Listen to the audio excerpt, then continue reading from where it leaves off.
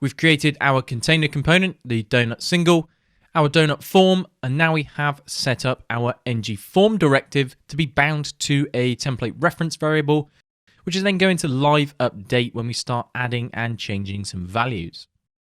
We've also added this pre-tag, which is a nice debugging statement for us, which means that it's now time to go ahead and start adding some code. Firstly, I want you to create a label. Inside, we're then going to add a span tag with a value of name. So this is just going to be the description of that particular input field. Underneath, we can then say input. This is going to have a type of text. On the next line, we're then going to give it a name property. And this is crucial in Angular because when we give something a name property, Angular can then take the value of the name and do something a bit more intelligent with it. So before we go any further, this name needs to then equal something in here. This value needs to correspond to our data set. In our data structure, we have name, icon, price, promo, and description. So whenever we want to create a new form field, that name needs to match. Why? Because that is the object that then gets generated as the form's value. So if I give this a name of name, this is then going to add a property to our object up here. So let's continue and we'll see this come to life momentarily.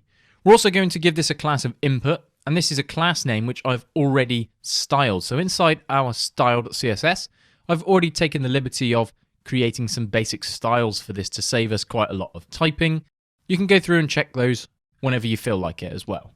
So when we save this out, this gives us our name label. If we then click on the actual text here, this is then going to focus the input because we have nested it inside of the label. Now to hook this up fully with Angular, we need to add a new directive. This directive is called ngModel because it's in charge of creating a new model from our input elements. So when we save this out, we're then going to see a name field that's then been added to our overarching object. If we then go and change this name over to price, for example, you can see that the property then changes again. So we need to keep things as they are. We need to just simply instruct ngModel. Now this is the perfect place to let you know about two-way data binding.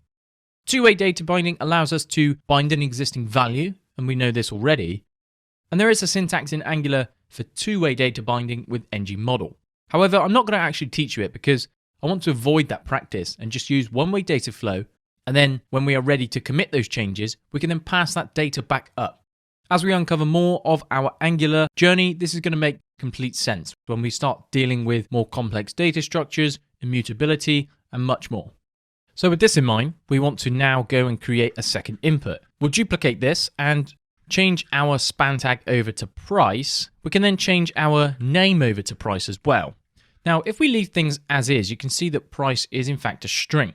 So we want this to be a number. So even if we do type in 129, this isn't a number type.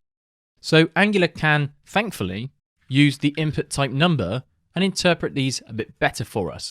So when we start adding some values, we then do not have Angular adding those quotes.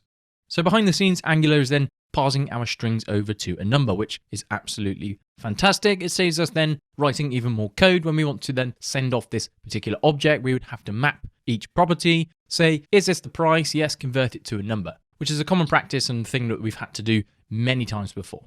So this is really helpful from Angular, and this is just us getting started with creating our own custom products. We can go ahead and add a product name, for example, which then, as you can see, automatically populates down below because the form's value is kept up to date from this ngForm definition. So essentially what I want you to think about is when we bind an ngForm, it creates an overarching object. When we then bind these ngModels, they all essentially get added to this ngForm object. When either of these change, our whole form definition changes.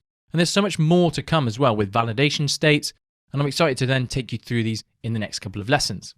So that's it for this lesson. Input type text and number are great inputs to then get us started with, and I've tried to vary our data set to show you how to use every single type of form field, or at least give you the knowledge to work out how to build anything you like after this course. So let's jump into the next lesson, where we're going to look at how to bind to some radio buttons.